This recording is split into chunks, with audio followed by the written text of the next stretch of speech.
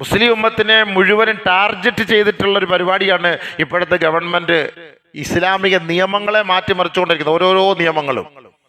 സമുദായം പട്ടിണിയിലാണ്, പരിഹാരമില്ല. വിലക്കയറ്റം കൂടുന്നു, പരിഹാരമില്ല. റോഡുകളൊക്കെ നശിച്ചു കിടക്കുന്നു, പരിഹാരമില്ല. അവൻ്റെ പ്രാഥമിക ആവശ്യങ്ങൾ നിർവഹിക്കാൻ ഒരു കക്കൂസില്ല, പരിഹാരമില്ല. ഒരു വീടില്ല, പരിഹാരമുണ്ടോ? പുറമ്പോക്കിൽ താമസിക്കുന്നവർക്ക് വീട് കെട്ടിക്കൊടുക്കാൻ, അല്ല 1 സെന്റ് ഭൂമി കൊടുത്ത് അവരെ ഒന്ന് സഹായിക്കാൻ പരിഹാരമില്ല. ഇവിടെ എല്ലാം ഇന്ത്യ രാജ്യത്ത് എത്രയോ ആവശ്യങ്ങൾ, ജനങ്ങൾക്ക് ആവശ്യമായ കാര്യങ്ങൾ നടപ്പിൽ വരുത്താനുള്ള സർക്കാർ ഒരു സമുദായത്തെ മാത്രം ടാർഗറ്റ് ചെയ്തിട്ട് നിയമങ്ങൾ മുഴുവനും മാറ്റിമറിച്ചുകൊണ്ടിരിക്കുകയാണ്. നമ്മളോ മിണ്ടാ പൂച്ച. ഹദീസിൽ നബി സല്ലല്ലാഹു അലൈഹി വസല്ലമ തങ്ങൾ പറഞ്ഞിട്ടുള്ള സംഭവങ്ങൾ അശ്റാത്തുസ്സാഅത്തിൽ കുബ്ര സുഗ്റ പരിശോധിച്ച് നോക്ക്. നബി തങ്ങൾ പറയാത്ത ഒന്നും ലോകത്ത് നടന്നിട്ടില്ല, നടക്കേയില്ല. ഒരു കാലഘട്ടം വരും, യലി ഉമ്മത്തി ഖൗമുൻ ജുസസുഹും ജുസസുന്നാസ്. ഒരു കാലഘട്ടം വരും, എൻ്റെ ഉമ്മത്തിന്റെ കടിഞ്ഞാൻ പിടിക്കുന്ന ഒരു വിഭാഗം ആളുകൾ, അവരുടെ ശരീരം ജുസസുന്നാസ് മനുഷ്യരെ പോലെയായിരിക്കും. ഖുലൂബുഹും ഖുലൂബു ശയാത്തീൻ, അവിടെ കൽബ് ശൈത്താന്റെ കൽബുകളായിരിക്കും എന്നാണ് നബി സല്ലല്ലാഹു അലൈഹി വസല്ലം പറഞ്ഞത്. വയുഹാറു ഫീ ഹുക്മിഹിം, നിയമങ്ങളൊക്കെ അവർ മാറ്റിമറിക്കും. എല്ലാ നിയമങ്ങളും, ഇസ്ലാമിക നിയമങ്ങളെ മുഴുവനും അവർ മാറ്റിമറിക്കും. ഇൻ തകല്ലമു ഖതലുഹും, അവർക്കെതിരെ സംസാരിച്ച നിന്നെ അകത്താക്കും, അല്ലെ തട്ടിക്കളയും. ഇതാണ് അതിന്റെ നിയമം.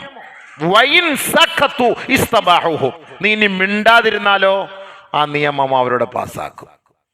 നബി സല്ലല്ലാഹു അലൈഹി വസല്ലം തങ്ങൾ പറഞ്ഞാണ്, അശ്റാത്തുസ്സാഅ എടുത്ത് ഹദീസ് എടുത്ത് പരിശോധിച്ചു നോക്കി ആദരവായ റസൂലുള്ളാഹി സ്വല്ലല്ലാഹു അലൈഹി വസല്ലമ തങ്ങൾ നമ്മളെ പഠിപ്പിച്ച ഹദീസാണ്. ഒരു കാലഘട്ടത്തിൽ അള്ളാന്റെ റസൂല് ആയിരക്കണക്കായ സഹാബാക്കളെ അഭിസംബോധന ചെയ്തിട്ട് ഒരു കാലഘട്ടത്തിൽ ബഹുമാനപ്പെട്ട പ്രമുഖരായ സഹാബാക്കളെ സാക്ഷ്യപ്പെടുത്തിയിട്ട് നബി സല്ലല്ലാഹു അലൈഹി വസല്ലമ തങ്ങൾ പറഞ്ഞപ്പോൾ നബീന റസൂലുള്ളാഹി സ്വല്ലല്ലാഹു അലൈഹി വസല്ലമ തങ്ങളോട് സഹാബാക്കൾ ഒരാൾ സൽമാനുൽ ഫാരിസി റളിയല്ലാഹു തആല അൻഹു ചോദിച്ചു, അവയകൂനു ദാലിക യാ റസൂലല്ലാഹ്, അങ്ങനെയൊക്കെ സംഭവിക്കുമോ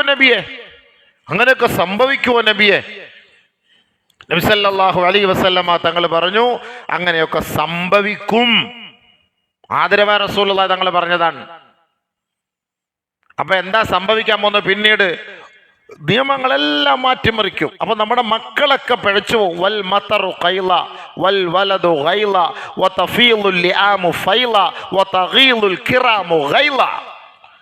നബി സല്ലല്ലാഹു അലൈഹി വസല്ലമ തങ്ങളുടെ മക്കളെല്ലാം പിഴച്ചു പോകും. അവനക്ക് ദീനില്ല എന്ന് പറയുമ്പോൾ അവന് വലിയ സന്തോഷമായി.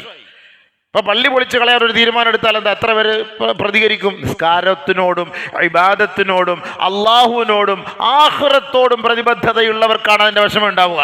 ഇല്ലാത്തവൻ അൽഹംദുലില്ലാ മാഷാ അല്ലാഹ് തബാറക്കല്ലാഹ്, നാളെ അള്ളാഹിന്റെ അടുത്ത് പോയി നമുക്ക് പറയാൻ പറ്റും പള്ളി പൊളിച്ചു കൊടുത്തോനെ, അതുകൊണ്ട് നമ്മൾ നിസ്കരിച്ചില്ല, റാഹത്തായി. അതുകൊണ്ടാണ് ജുഇലത്തിൽ അർളു ലി അൽ മസാജിദ, പള്ളിയില്ല എന്ന് പറഞ്ഞ് നിസ്കരിക്കാതിരിക്കാൻ പറ്റൂല. അതുകൊണ്ട് നബി സല്ലല്ലാഹു അലൈഹി വസല്ലം തങ്ങളുടെ പ്രത്യേകതയാണ്, ഒരു പ്രവാചകന്മാർക്കും കൊടുക്കാത്തൊരു തൗഫീഖ് നബി തങ്ങൾക്ക് കൊടുത്തു. എനിക്ക് അല്ലാഹു സുബ്ഹാനഹു വ തആല ഭൂമി മുഴുവനും മസ്ജിദാക്കി തന്നു. അതുകൊണ്ട് ഈ കോലത്തിൽ AC ഇല്ല, താഴികക്കുടങ്ങളില്ല, മിനാരങ്ങളില്ല എന്നും പറഞ്ഞിട്ട് നിസ്കരിക്കാതിരുന്ന് ഉഡായിപ്പുമായിട്ട് അള്ളാഹുവിന്റെ അടുക്കൽ പോകാൻ പറ്റൂല. ഭൂമി നിനക്കുണ്ടോ? വലില്ലാഹി മീറാസുസ് സമാവാതി വൽ അർള്, ആകാശ ഭൂമിയുടെ മുഴുവൻ ഉത്തരവാദിത്വം അള്ളാഹ്ക്കുള്ളതാണ്. അതിന്റെ മുഴുവൻ പ്രമാണം അള്ളാഹുവിൻ്റെതാണ്. മുഴുവൻ വലില്ലാഹി മീറാസുസ് സമാവാതി വൽ അർള്. ആ ഭൂമിയുടെ മുകളിൽ നമസ്കാരത്തിന്റെ സമയം എത്തിയാൽ നീ നമസ്കരിച്ചിരിക്കണം. അത് പള്ളിയുണ്ടോ, അല്ലെങ്കിൽ AC ഉണ്ടോ, അല്ലെങ്കിൽ പള്ളിയുടെ ഒരു കോലമുണ്ടോ, രൂപമുണ്ടോ, ഇതൊന്നും അള്ളാഹ് അറിയേണ്ട കാര്യമില്ല. അത് നബി സല്ലല്ലാഹു അലൈഹി വസല്ലം തങ്ങൾ ഈ ഉമ്മത്തിന് വേണ്ടി അല്ലാഹു തആല നൽകിയ സമ്മാനമാണിത്. നമുക്ക് തറയില്ലാതെ നമുക്ക് നിസ്കരിക്കാം. വിനോദസഞ്ചാരത്തിന് പോകും, പള്ളി കണ്ടില്ല എന്ന് പറഞ്ഞ് നിസ്കരിക്കാതിരിക്കാൻ പറ്റൂല. പമ്പി കയറി ഒന്നുകൊടുത്ത് അവിടെ നിസ്കരിക്കണം, മരുഭൂമിയിൽ നിസ്കരിക്കണം, വാഹനത്തിൽ ഇരുന്ന് നിസ്കരിക്കാം. ഇനി ചില സ്ഥലത്ത് നീ ഭയപ്പെടുന്നുണ്ടെങ്കിൽ നിനക്ക് വാഹനത്തിൽ ഇരുന്ന് നിസ്കരിക്കാം. എല്ലാത്തിനും സംവിധാനങ്ങളുണ്ട്, നിസ്കരിക്കാതിരിക്കാൻ പറ്റൂല. ഇത് അള്ളാഹുവിനെ പേടിയുള്ളവർക്കല്ലേ അത് സാധിക്കൂ. ഇങ്ങനെ ഒരു നിയമം വന്നാൽ, ഇങ്ങനെ ഒരു നിയമം ഉണ്ടല്ലോ നിസ്കരിക്കണ്ട, അതുകൊണ്ട് നമുക്ക് നിസ്കരിക്കണ്ടല്ലോ. അള്ളാഹയെ പേടിയുള്ളവൻ എവിടെ ആയാലും നിസ്കരിക്കും. നീ കൊല്ല്, അള്ളാഹുവിന്റെ സുജൂദിൽ ഇവിടെ മരിക്കാം, അതാണല്ലോ അവന്റെ നിയത്ത്. നിസ്കാരം വേണ്ട എന്നൊരു നിയമം വരട്ടെ, നാളെ നിസ്കരിക്കാതിരിക്കോ ഇല്ലയോ എന്നറിയാം. നമുക്ക് നോക്കാം ആരാണ് ഈമാനുള്ളവൻ, ആരാ ഈമാനില്ലാത്തവൻ, നമുക്ക് മനസ്സിലാക്കാൻ പറ്റും. നിസ്കാരം മുതൽ നാളെ മുതൽ നിസ്കാരം വേണ്ട ഒരു തീരുമാനം എടുക്കട്ടെ. എല്ലാവരും സമ്മതിക്കുമോ? OBC സമ്മതിക്കും, ലോക്കൽ അവൻ സമ്മതിക്കും. വേണ്ട, നമുക്ക് നിസ്കാരം വേണ്ട, തീരുമാനം എടുത്തല്ലേ. പിന്നെ നിസ്കാരം ധൈര്യമായിട്ട് നിസ്കരിക്കണം. അള്ളാഹുവിന്റെ മുന്നിൽ വെടിവെച്ച് കൊല്ലട്ടെ, ഷഹീദായി നേരെ റബ്ബിന്റെ മുന്നിൽ പോയിക്കൂടെ? അതല്ല നമ്മൾ ചിന്തിക്കേണ്ടത്. നിയമങ്ങൾ ഇങ്ങനെ മാറ്റി വന്ന് മറിഞ്ഞുകൊണ്ടേയിരിക്കാണ്. നാളെ മയ്യത്ത് കൊണ്ടുവന്ന് പള്ളിയിൽ നടക്കാൻ പറ്റൂല, ഇന്ത്യൻ നിയമം എതിരാണ്, കത്തിച്ചോണം, തൈക്കാട് ശ്മശാനത്തിലേക്ക് കൊണ്ടുപോകും. ഇനി തൈക്കാട് ശ്മശാനത്തിൽ ഒരു സൈഡിൽ എഴുതി വെക്കും, മണക്കാട് മുസ്ലിം ജമാഅത്ത് തൈക്കാട് ശ്മശാനം. അവിടെ മുസ്ലിങ്ങളെല്ലാം അങ്ങോട്ട്. അള്ളാഹു കാത്തിരക്ഷിക്കട്ടെ. അള്ളാഹു, നിങ്ങൾ ദീർഘവീക്ഷണത്തോട് ചിന്തിച്ചുകൊള്ളി. നമ്മൾ ഇത്രയും നിയമങ്ങൾ ഈ ഗവൺമെന്റ് അധികാരത്തിൽ വന്ന് മുസ്ലിമീങ്ങളെ മാത്രം ടാർഗറ്റ് ചെയ്ത് എത്രയോ നിയമങ്ങൾ, എത്ര പള്ളികൾ പൊളിച്ച് റോഡിന്റെ പേരും പറഞ്ഞ്, എത്രയോ അമ്പലങ്ങൾ റോഡിന് നടുക്ക് നിൽക്കുന്നു, എത്രയോ ഉണങ്ങിയ ആല് റോഡിന് നടുക്ക് നിൽക്കുന്നു. ഉണങ്ങിയ ആല്, ഒരു ഗുണവും ഇല്ലാത്ത സാധനം റോഡിന് നടുക്ക് നിൽക്കുന്നു. അതൊന്നും എടുത്തു മാറ്റാനോ പൊളിച്ചു മാറ്റാനോ മുറിച്ചു മാറ്റാനോ അവകാശമില്ല, തൊട്ടുപോകരുത്. എത്രയോ ഗവൺമെന്റ് സ്ഥാപനത്തിന്റെ ഉള്ളിൽ അമ്പലങ്ങൾ വെച്ചിട്ടുണ്ട്. ഗവൺമെന്റ് ഹോസ്പിറ്റലിന്റെ പരിസരങ്ങൾ, ഗവൺമെന്റ് ഹോസ്പിറ്റലിന്റെ ആ മുറ്റത്ത് അമ്പലമുണ്ട്. നമ്മളെ ആരെങ്കിലും ഏതെങ്കിലും ഒരു മുസ്ലിമീങ്ങൾ പോയിട്ട് അതിനെതിരെ ഒരു ഹർജി കൊടുക്കാനോ ഇന്നും നമ്മൾ നിന്നിട്ടില്ല. നിങ്ങൾ തമിഴ്നാട്ടിലുള്ള യാത്ര ചെയ്ത് നോക്ക്, ഹൈവേ റോഡ് നടുക്ക് മൊത്തം അമ്പല. കേരളത്തിൽ യാത്ര ചെയ്യും, റോഡിന്റെ സൈഡ് ഇപ്പൊ അങ്ങോട്ട് അട്ടക്കുളങ്ങര പരിസരത്ത് റോഡ് സൈഡ് മൊത്തം എല്ലാ അമ്പലങ്ങൾ നമ്മളെല്ലാം എതിർക്കാൻ പോയോ? ചിന്തിച്ചു നോക്കി സുഹൃത്തുക്കളെ. എന്നാൽ പള്ളി ഏതോ മൂലയിലാകുമ്പോൾ ബുൾഡോസർ റോഡ് മൊത്തം തകർത്ത് അടിച്ച് പൊളിച്ച അതിലെ കൂടെ ഹൈവേ, എല്ലാം പള്ളികൾ. അത് ഗവൺമെന്റ് ഭൂമിയിലാണെന്ന് പറഞ്ഞിട്ട് പള്ളികൾ മുഴുവനും തകർക്കുമ്പോൾ മുസ്ലിം സമുദായത്തിന്റെ പള്ളിയായതുകൊണ്ടും മുസ്ലിമുകൾ നമസ്കരിക്കുന്ന ആയതുകൊണ്ടും അതൊക്കെ ഗവൺമെന്റിന്റെ ഭൂമിയിലാണെന്ന് പറഞ്ഞ് തകർന്നു. എന്നാൽ യഥാർത്ഥത്തിൽ ഹൈവേ റോഡിലിരിക്കുന്ന ഏതെങ്കിലും ഒരു അമ്പലങ്ങളോ ഏതെങ്കിലും ഒരു ബുദ്ധവിഹാരങ്ങളോ ഗുരുദ്വാരകളോ തകർത്തതായിട്ട് നമുക്ക് കാണാൻ പറ്റുന്നുണ്ടോ? ചിന്തിച്ചു നോക്കി. അപ്പൊ ഏത് സമുദായത്തെ നോക്കിയിട്ടാണ് ഈ ഗവൺമെന്റ് പ്രവർത്തിച്ചുകൊണ്ടിരിക്കുന്നത്?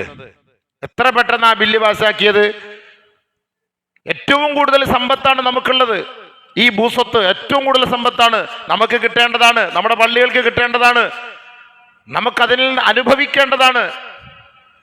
നമ്മൾ ചിന്തിച്ചു നോക്കി സുഹൃത്തുക്കളെ, അതെല്ലാം ഇന്ന് നഷ്ടപ്പെട്ടുകൊണ്ടിരിക്കുകയാണ്. ഇനി നാളെ നമ്മുടെ ഈ പള്ളി ഇതിന് പ്രമാണമില്ലയോ? ഗവൺമെന്റ് ഏറ്റെടുത്ത് കൊണ്ടുപോകാൻ നാളെ ബുൾഡോസർ. പ്രമാണമുണ്ടോ? ആരുടെ പേർക്കാ? ഏത് ഹാജിയാരുടെ പേർക്കായി പള്ളിയുടെ പ്രമാണം? ഏത് പ്രസിഡന്റിന്റെ പേർക്കായി പള്ളിയുടെ പ്രമാണം? ചിന്തിച്ചു നോക്കി. അബ്ദുൽ ഖാദർ ഹാജിയുടെ പേർക്ക് അവരുടെ വാപ്പ എഴുതി കൊടുത്താണെന്നും പറഞ്ഞ് നമുക്കത് എഴുതി വെച്ചിട്ട് നാളെ പള്ളിയുടെ പേർ വയ്ക്കാൻ പറ്റുമോ? പ്രമാണമില്ല. അത് ഭാഗമുണ്ട്, വഖഫ് ചെയ്തു, അതുകൊണ്ട് യാ അല്ലാഹ് ഹലാൽ. ഇനി നാളത്തെ അടുത്ത നിയമം വരാൻ പോവാണ്. ഏതെല്ലാം പള്ളികൾ ഏതെല്ലാം മദ്രസകൾ പ്രമാണമില്ലാത്തതുണ്ടോ അതൊക്കെ പതുക്കെ പിടിച്ചാൽ കൊടുക്കും. എന്നാ അമ്പലത്തിൻ്റെയോ അല്ലെങ്കിൽ ബുദ്ധവിഹാരത്തിൻ്റെയോ ചർച്ചുകളുടെയോ ഇതൊക്കെ വല്ലതും ഉണ്ടോ? അതിൻ്റെയൊക്കെ പ്രമാണം എവിടെയാണെന്ന് ആരെങ്കിലും അന്വേഷിക്കാൻ പോകുന്നുണ്ടോ? ആരെങ്കിലും ചോദിക്കാൻ പോകുന്നുണ്ടോ? സാഹോദര്യവും സന്തോഷവും നിലനിൽക്കുന്നു പോകുന്ന മതേതര ഭാരത രാജ്യത്തില് സമാധാനം നഷ്ടപ്പെടുത്തിക്കൊണ്ട് സമുദായത്തെ തമ്മിലടിപ്പിച്ച് ഫാസിസ്റ്റ് നാസിസ്റ്റുകൾ അധികാരം കൊണ്ട് കൈയടക്കി മെല്ലെ മുസ്ലിം സമുദായത്തെ ഇവിടെ നിന്ന് ഉന്മൂലനം ചെയ്യാനുള്ള പദ്ധതികളാണ് ഇന്ന് നടന്നു വന്നുകൊണ്ടിരിക്കുന്നത്. മുസ്ലിമീങ്ങൾ ഇത് കരുതിയിരുന്നില്ല എങ്കിൽ, നമ്മൾ ഇതിനെതിരെ പ്രതികരിച്ചില്ല എങ്കിൽ ഒരുപാട് വില നൽകേണ്ടി വരും. നമ്മളല്ലെങ്കിൽ നമുക്ക് ശേഷം വരുന്ന നമ്മുടെ സന്താനങ്ങൾ. ഒരുപക്ഷെ നമ്മളൊക്കെ ഉള്ളപ്പോൾ ഒരുപക്ഷെ പ്രശ്നമില്ലായിരിക്കാം, പക്ഷെ നമുക്ക് ശേഷം വരുന്ന നമ്മുടെ സന്താന പരമ്പരകൾ അവർ വലിയ വില നൽകേണ്ടി വരും. അപ്പോൾ എന്തായിരിക്കും സംഭവിക്കുക? ഈമാനിൽ നിന്ന് ചോർന്ന് ഭയപ്പെട്ട് അവരിലേക്ക് മാറിപ്പോകും. അല്ലാഹു കാത്തിരക്ഷിക്കട്ടെ. ഭയന്നിട്ട് പോകും, മാർഗമില്ല വേറെ. വൈൻ തകല്ലമു ഖതലുഹു, മിണ്ടിയ തട്ടികളയും. വൈൻ സഖതു ഇസ്തബാഹുഹു. ഒരു നിയമം ഇവിടെ കൊണ്ടുവന്നാൽ നമ്മൾ ആരും പ്രതികരിക്കുന്നില്ല എങ്കിൽ അവർ ഇസ്തബാഹും, അതിവിടെ പാസ്സാക്കും. NRCക്കെതിരെ മുസ്ലിം ഉമ്മത്ത് ഒന്നടങ്കം ഇറങ്ങി, കേരളത്തിൽ ഒന്നടങ്കം ഇറങ്ങി. എന്തായിരുന്നു റോഡിന്റെ ഒക്കെ തിരക്ക് ബ്ലോക്ക്? അറഫ മൈതാനിയിൽ നിന്ന് ജനങ്ങൾ ഒഴുകുന്നത് പോലുള്ള ഒഴുക്കായിരുന്നു. പക്ഷെ ഇപ്പൊ എന്താ? വഖഫിന്റെ പേരിൽ എത്ര പേരിറങ്ങി? അന്നത് പാസ്സാക്കിയോ? എന്താ സംഭവം പാസ്സാക്കാത്തത്? നമ്മുടെ കട, നമ്മുടെ വീട്, നമ്മുടെ വസ്തു, നമ്മുടെ സ്ഥലം, സ്വന്തം, നമ്മുടെ ഇസ്ലാമിൻ്റെ ഒന്നുമല്ല, നമ്മളെ ഞാൻ കഷ്ടപ്പെട്ട് ഗൾഫിൽ പോയി ഉണ്ടാക്കിക്കൊണ്ട് വന്ന എൻ്റെ പൈസ, എൻ്റെ വിയർപ്പ് കൊണ്ട് ഞാൻ ഉണ്ടാക്കിയ എൻ്റെ പൈസ, അത് പോയാൽ എനിക്കത് പ്രശ്നമാണ്. എൻ്റെ മക്കൾക്കുള്ളത് എനിക്കത് പ്രശ്നമാണ്. എൻ്റെ കട, എൻ്റെ ബിൽഡിങ്, കോടാന കോടിയുടെ ബിൽഡിംഗ് എല്ലാം എനിക്കുണ്ട്, അതെല്ലാം പോയ പ്രശ്നമല്ലേ? ഇറങ്ങ് വാ, യാ അല്ലാഹ് ഖുലു തക്ബീർ, അല്ലാഹു അക്ബർ. ഓ, അവൻ്റെ തക്ബീർ വിളി കേട്ട ജിബ്രീൽ പോലും ഞെട്ടിപ്പോവും. അത്രയ്ക്ക് ഈമാനോടുള്ള പവറിന്റെ വിളിയായിരുന്നു. അള്ളാന്റെ സ്വത്ത് എടുത്തുകൊണ്ട് പോകുന്ന ഒരു കൂട്ടം മുശ്രിക്കീങ്ങൾ, ഇറങ്ങ് വാ നമുക്ക് പോവാ, സലാം പറയാ, തക്ബീർ വിളിക്കുക. ആരുണ്ട്? എല്ലാണ്ട് ഒതുക്കി മൂലം മിണ്ടാതെ കൂടിയിരിക്കാൻ. വാക്ക് വലിയ അതൊക്കെ ഇപ്പൊ ആർക്ക് വേണം? വാക്ക് ചുമ്മാ വെറുതെ കാട് പിടിച്ച് കിടക്കുന്നത്, അതൊക്കെ ഇപ്പൊ ആർക്ക് വേണം? പോട്ടെ, കാട് പിടിച്ച് കിടക്കുന്ന പോട്ടെ എന്നല്ല അതിന്റെ അർത്ഥം. ഹുമയൂൺ കൊട്ടാരത്തിൽ പോയി നോക്കി. ഹുമയൂൺ കൊട്ടാരത്തിൽ 3 പള്ളി കണ്ട്. ആ 3 പള്ളിയും പിന്നെ കാളയും പശുവും കയറി ഇറങ്ങി നടക്കുകയാണ്. അത്ര വലിയ ഒരു പള്ളിയിൽ മുഴുവനും ഖുർആൻ എഴുതി വെച്ചിട്ടുണ്ട്. നിങ്ങൾ പോയി ഡൽഹിയിലൊക്കെ പോയിട്ട് നോക്കണം വല്ലപ്പോഴും. ഡൽഹിയൊക്കെ ആരായിരുന്നു, എന്തായിരുന്നു? ആ ഇസ്ലാമിക ഷിയാറുകൾ മുഴുവനും നശിപ്പിച്ചു കൊണ്ടുവരികയല്ലേ. നമ്മൾ ചിന്തിക്കണം. നമ്മളിവിടെ ഒരു വർഗീയതയും ഒരു ഭിന്നിപ്പും ഉണ്ടാക്കാനല്ല മുസ്ലിം സമുദായം ആഗ്രഹിക്കുന്നത്. ഇന്ന് ഡൽഹിയിൽ ഇന്ന് കാണുന്ന ആ ഒരു സംഭവങ്ങൾ, അത്ഭുതങ്ങൾ, ഇതൊക്കെ ഇതിൻ്റെയൊക്കെ കാരണക്കാരാരാണ്? പണ്ഡിതന്മാരായ മുൻ കാലഘട്ടങ്ങളിലെ 8 നൂറ്റാണ്ട് കാലം ഇന്ത്യ രാജ്യം ഭരിച്ചിരുന്ന മുഗളന്മാർ ഇന്ത്യക്ക് വേണ്ടി ചെയ്ത സമ്മാനങ്ങളാണിതല്ല. വിദേശികളെ പോലും അത്ഭുതപ്പെടുത്തുമാറുള്ള ഈ സംഭവ വികാസങ്ങൾ ഇന്ത്യക്ക് വേണ്ടി സമ്മാനിച്ചത് അതിൽ ബഹുഭൂരിഭാഗവും മുസ്ലിമീങ്ങളല്ലേ. ബ്രിട്ടീഷ് സാമ്രാജ്യത്തെ ഇവിടെ തുടച്ചു നീക്കിയതിൽ പണിയെടുത്തത്, അവരുടെ മുന്നിൽ പോയി യുദ്ധം ചെയ്ത് ഷഹീദായതിൽ ബഹുഭൂരിഭാഗം മുസ്ലിമീങ്ങളല്ലേ. പണ്ഡിതന്മാർ അടക്കം, ഉലമാക്കളടക്കം താടിയും തലപ്പാവും വെച്ചിട്ടാണ് ബ്രിട്ടീഷ് സാമ്രാജ്യത്തിനെതിരെ പൊരുതിയതവര്. അങ്ങനെ നമ്മളിപ്പോ സൂചിക്കുന്ന സ്വാതന്ത്ര്യത്തോടു കൂടി അവരതിനുവേണ്ടി പണിയെടുത്തു, അവർ ഷഹീദായി. പക്ഷെ നമുക്ക് ഇതിനെക്കുറിച്ച് വല്ലതും ഉണ്ടോ? പഠിക്കാനോ വല്ലതും ഉണ്ടോ? സ്കൂളിലോ കോളേജിലോ പുസ്തകത്തിലൊക്കെ പോയി ഇതൊന്നും നമുക്കില്ല, ഒന്നും കാണാനില്ല. എന്ത് ചെയ്തു എന്നാ ചോദിക്കും ഇന്ത്യ രാജ്യത്തിന് വേണ്ടി. നമ്മളിത് ചിന്തിക്കണം. ഏത് മേഖല എടുത്താലും മുസ്ലിം സമുദായമാണ് എല്ലാത്തിൻ്റെയും മുൻപന്തിയിൽ നന്മയ്ക്ക് വേണ്ടി നിന്നത്, ഇന്ത്യക്ക് വേണ്ടി. അല്ല ഹിന്ദ്, ഈ ഹിന്ദ് എന്ന പദം തന്നെ ഇസ്ലാമിന്റെ പദമാണ്. നമ്മൾ ആരെങ്കിലും പറഞ്ഞു നമ്മൾ കേസ് കൊടുക്കാൻ പോലെ ഖദീജ റളിയല്ലാഹു തആല അൻഹയുടെ 2 മക്കളുടെ പേര് ഹിന്ദ് എന്നാണ്. നമ്മൾ ആരെല്ലാം കേസിന് പോയോ? ഞങ്ങളുടെ ബീവി ഖദീജയുടെ മകളുടെ പേരാണ് ഹിന്ദ്, അതുകൊണ്ട് ഇത് മൊത്തം ഞങ്ങൾക്ക് എഴുതി തരണം, ബാക്കിയുള്ളവർ ഇവിടെ നാട്ടി ഓടിക്കണം, ഇതല്ല നമ്മൾ പോയില്ല. അബൂ സുഫിയാൻ റളിയല്ലാഹു തആല അൻഹുവിന്റെ അൻഹയുടെ ഭാര്യയുടെ പേര് ഹിന്ദ് എന്നാണ്. ചിന്തിച്ചു നോക്കണം. ഹിന്ദ് റളിയല്ലാഹു തആല അൻഹ, ബഹുമാനമുള്ള സഹോദരങ്ങളെ, ആ ഹിന്ദ് റളിയല്ലാഹു തആല അൻഹയുടെ പേര് വെച്ച ഹിന്ദ്. ആദം നബി അലൈഹി സ്വലാത്തു വസ്സലാം ആദ്യം ഇറങ്ങിയത് ഇന്ത്യയിൽ. നമ്മൾ പറഞ്ഞോ, ഇത് ഞങ്ങളുടെ പിതാവ്, ആദ്യ പിതാവ് ആദം നബിയുടെ പാദസ്പർശം കൊണ്ട് അനുഗ്രഹീതമായ മണ്ണാണ് ഇന്ത്യ. അത് ഞങ്ങൾക്കാണ് ഇവിടെ അവകാശം എന്ന് നമ്മളാരും പറയുന്നില്ല. ഇവിടെ സന്തോഷത്തോടു കൂടി എല്ലാ മതക്കാരും ജീവിക്കട്ടെ. നമുക്ക് ഈ മനുഷ്യനെ സ്നേഹിക്കുന്ന ഒരു സാഹചര്യം ഗവൺമെന്റ് ഏറ്റെടുക്കണം. അതാ വേണ്ടത്. മനുഷ്യന് അവനവൻ്റെ ജീവിതം, അവനവൻ്റെ മതത്തെ സ്വീകരിച്ചുകൊണ്ട് ആൾ person is equally entitled to freedom of conscience and right to freely profess, practise and propagate religion. ഭരണഘടന 26, 27, 28, 29 ഈ ഭാഗങ്ങൾ എടുത്ത് പരിശോധിച്ചാൽ ഏത് മതക്കാർക്കും ഇന്ത്യ രാജ്യത്തിൽ അവരുടെ ദൈവത്തെ ആരാധിക്കാനുള്ള പരിപൂർണമായ സ്വാതന്ത്ര്യമുണ്ട് ഇന്ത്യ രാജ്യത്ത്. ഇതാണ് എഴുതി വച്ചിരിക്കുന്നത്. അതങ്ങനെ പോയിക്കോട്ടെ, ആരെയും നിർബന്ധിക്കണ്ട. അവരവരുടെ മതത്തെ അനുസരിച്ച് അവരവരുടെ ദൈവത്തെ അവർ വിശ്വസിച്ച് അവർ ആരാധിച്ചു കൊള്ളട്ടെ.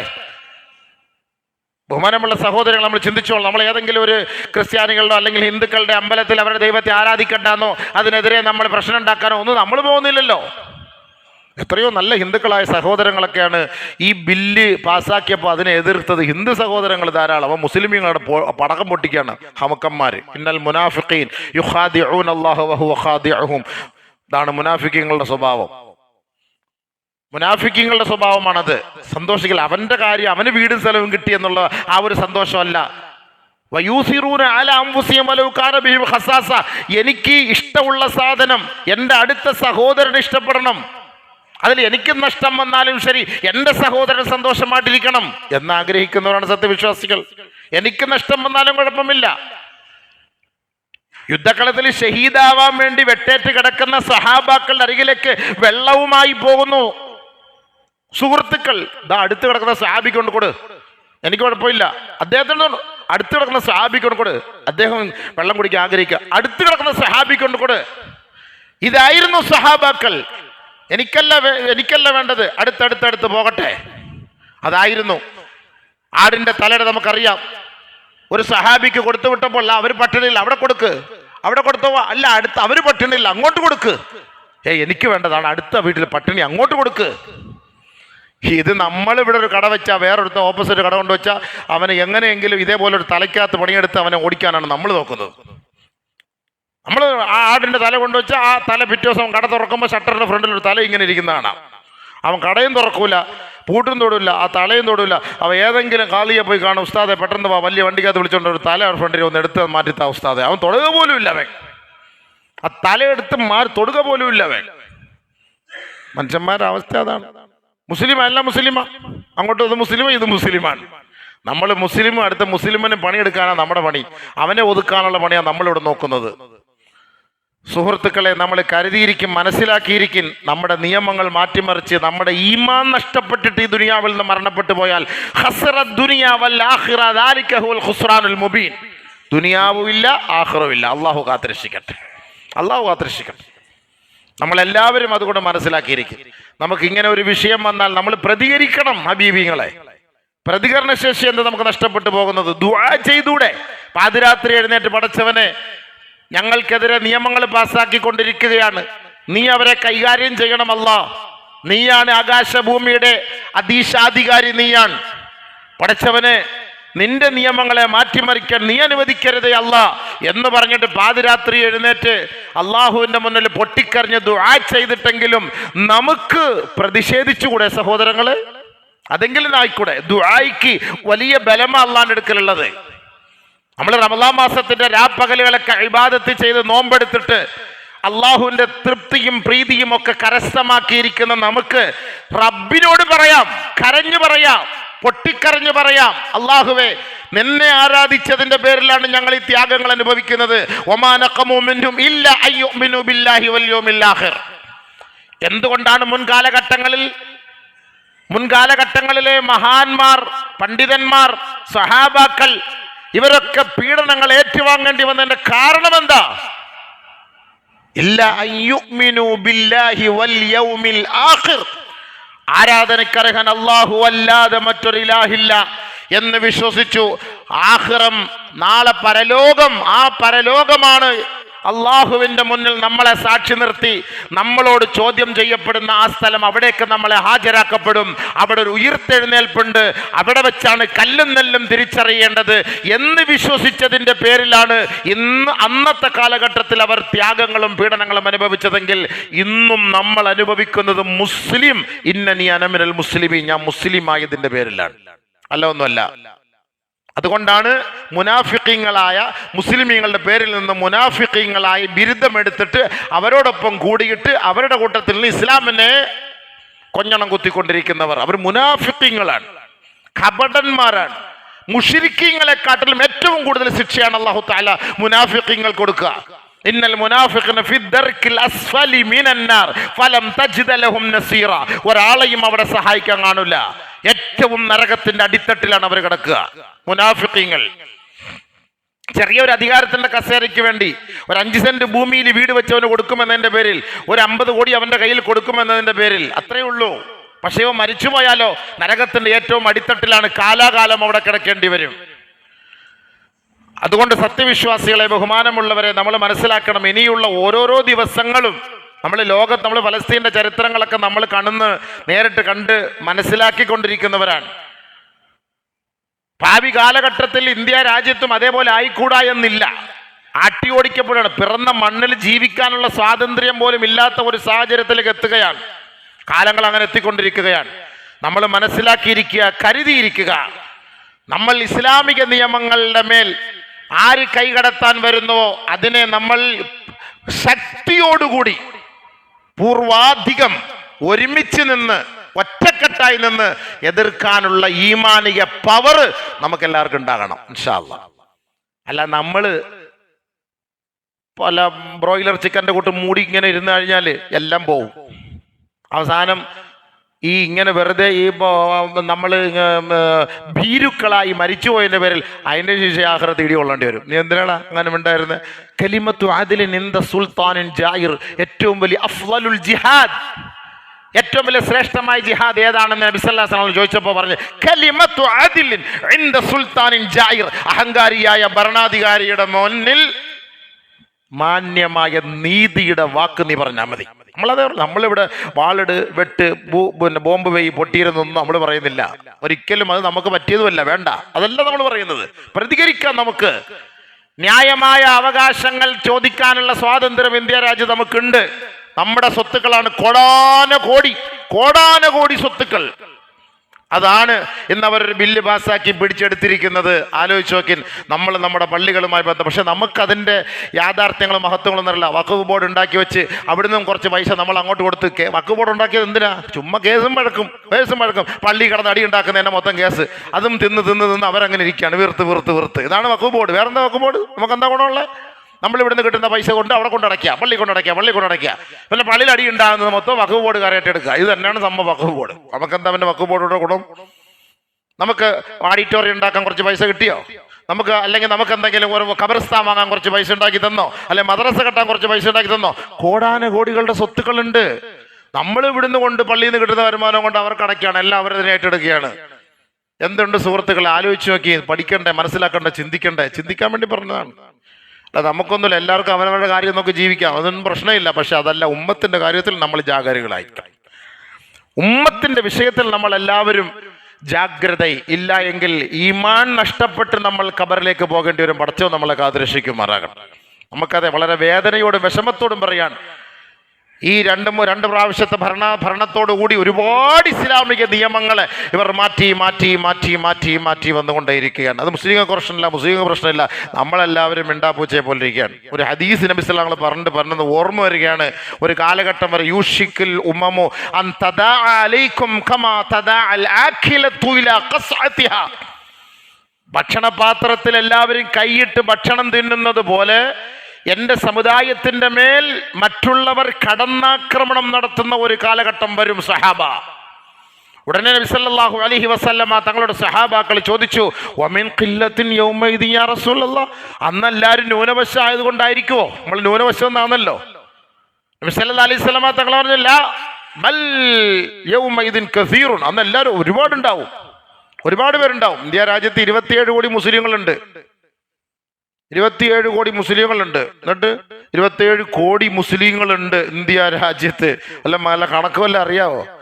ചെറിയ കണക്കാന്നോ? കോടി എന്ന് പറഞ്ഞാല് 27 കോടി മുസ്ലിങ്ങളിലെ 50,000 പേര് മതിയായിരുന്നു. അപ്പൊ നമ്മുടെ ഈ വഖഫിനെതിരെ ഒപ്പിടാൻ പറഞ്ഞപ്പോൾ 27 കോടി മുസ്ലിങ്ങളിൽ നിന്ന് 1.5 ലക്ഷം പേരെ ഒപ്പിട്ടത്. വേണ്ട, പറ്റൂല എന്ന് പറഞ്ഞു. 27 കോടി മുസ്ലിമീങ്ങൾ ഇന്ത്യ രാജ്യത്തുണ്ടായിട്ട് വഖഫ് സ്വത്ത് അതിൻ്റെ എതിരെ വന്ന നമ്മുടെ ഒപ്പ് ശേഖരണത്തിൽ എത്ര പേരാ ഒപ്പിട്ടത്? 27 കോടി മുസ്ലിങ്ങളിൽ. എവിടെ പോയി ബാക്കി എല്ലാവരും? അവരെ വിധങ്ങൾ പറഞ്ഞു, അന്ന് കുറവൊന്നുമല്ല, അവർ ഭയങ്കര ആളുകളായിരിക്കും അന്നത്തെ കാലഘട്ടത്തിൽ. പിന്നെ എന്താ സംഭവിച്ചത്? അല്ലാഹു സുബ്ഹാനഹു വ തആല അവരുടെ കൽബുകളിൽ ഒരു പേടിയിട്ട് കൊടുക്കും. ശത്രുക്കളുടെ കൽബുകളിൽ ഈ മുസ്ലിമീങ്ങളെ ഒരു പേടി ഉണ്ടായിരുന്നു, ഒരു അല്ലാഹു അക്ബർ ഒരു പേടി ഉണ്ടായിരുന്നു. അത് അള്ളാഹ് എടുത്തു മാറ്റും. എന്നിട്ട് ഇവരുടെ കൽബുകളിൽ അൽ വഹ്നി എന്ന് പറയുന്ന രോഗം ഇട്ടു കൊടുക്കും. ആ പേടി, ശത്രുക്കൾക്ക് ഇവരൊരു പേടി ഉണ്ടായിരുന്നു, അതൊക്കെ അങ്ങ് മാറിപ്പോകും. ഇവർ മറ്റുള്ളവരെ പേടിക്കേണ്ട ഒരു അവസ്ഥയിലേക്ക് എത്തിച്ചേരുമെന്ന് നബിയുനാ റസൂലുള്ളാഹി സ്വല്ലല്ലാഹു അലൈഹി വസല്ലം തങ്ങൾ പറഞ്ഞു. അല്ലാഹു കാത്തിരക്ഷിക്കുമാറാകട്ടെ. അതാണിപ്പോൾ സംഭവിച്ചുകൊണ്ടിരിക്കുന്നത്. നമ്മുടെ കൽബിൽ അങ്ങനെ ഒരു പേടി വന്നിരിക്കുകയാണ്. അതുകൊണ്ട് ന്യായമായ അവകാശത്തിന് നമുക്ക് എവിടെയും എത്താം. ഇപ്പോൾ അമേരിക്കയിൽ എല്ലാ ലോകം മൊത്തം കത്തിച്ച് ചാമ്പലാക്കുമെന്ന് പറഞ്ഞപ്പോൾ ട്രംപ് കയറി. എന്ത് വില കൊടുത്തു? സുപ്രീം കോടതിയെ അവിടെയുള്ള ജഡ്ജിയെ തെരഞ്ഞെടുപ്പിൽ പരാജയപ്പെടുത്താൻ അവരുടെ ആളുകളെ കൊണ്ടുവരാൻ പരിശ്രമിച്ചു. പക്ഷെ അള്ളാന്റെ തീരുമാനം അവർക്കെതിരായ ആളിനെ കൊണ്ടുവന്നു. അതാണ് പടച്ചവന്റെ തീരുമാനം. നമ്മൾ ഉദ്ദേശിക്കുന്നത് പോലെയല്ല. അള്ളാഹു റബ്ബുൽ ഇസ്സത്ത് കളിക്കും, വലിയ കളി കളിക്കും. പക്ഷെ നമ്മളൊന്ന് ജാഗരൂകരാകണം. 48 ലക്ഷം പേരാണ് ഈ ആദ്യത്തെ ചരിത്രത്തിലാണ് ഉംറയ്ക്ക് 27-ാം രാവിലെ പരിശുദ്ധമായ മക്കയിൽ കൂടിയത്. 40 സ്ട്രക്കായിപ്പോയി. തവാഫിന് വണ്ടി നീങ്ങുന്നില്ല.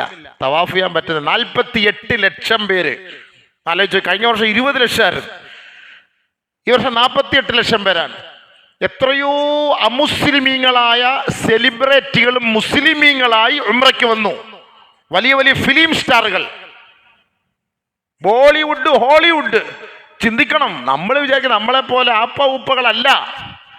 അവരൊക്കെ വിവസ്ത്രരായി അല്ലെങ്കിൽ അർദ്ധനഗ്നകളായി നടന്നവർ.